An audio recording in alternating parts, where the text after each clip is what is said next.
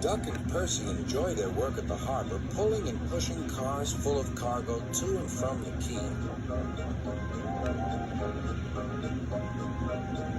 But one morning, the engines were exhausted. The harbor was busier than ever.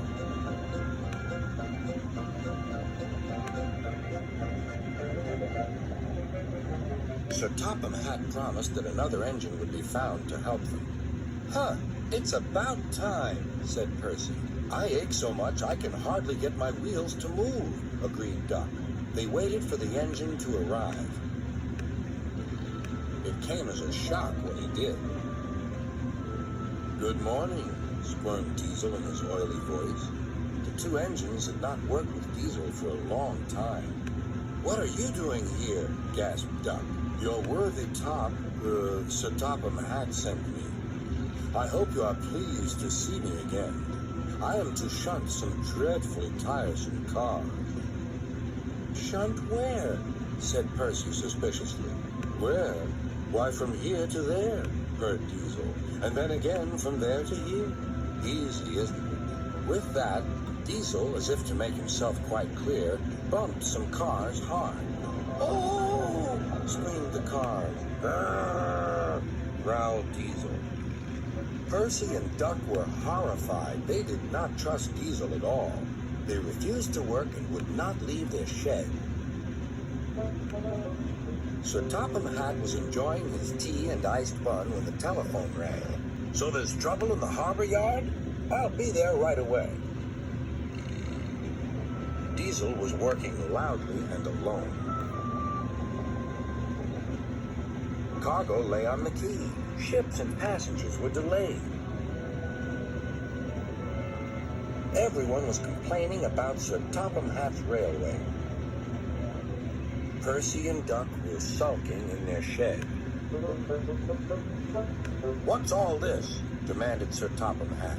"We're on strike, sir," said Percy nervously. "Yes," added Duck. "Beg pardon, sir, but we won't work with Diesel, sir." "You said you sent him packing, sir." "I have to give Diesel a second chance," replied Sir Topham Hatt. "I'm trying to help you by bringing Diesel here. Now you must help me. He was the only engine available." Percy and Duck went sadly back to work.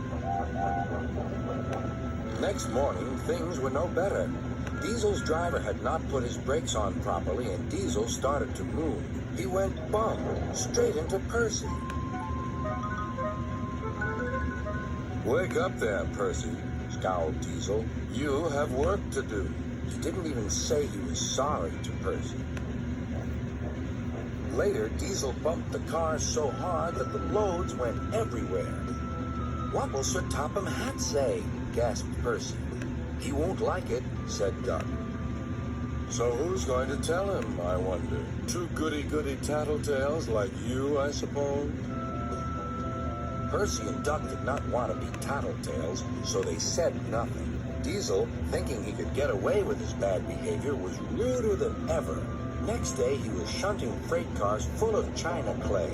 He banged the cars hard into the buffers, but the buffers weren't secure. The silly cars were sunk. Sir Topham Hatt heard the news. The cars were hoisted safely from the sea, but the clay was lost. Sir Topham Hatt spoke severely to Diesel. "The harbor master has told me everything.